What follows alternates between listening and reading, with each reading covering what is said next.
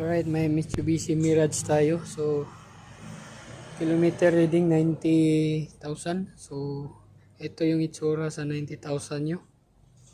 Yan. So, medyo manipis na to dito. Taas. Yung isa. Yan.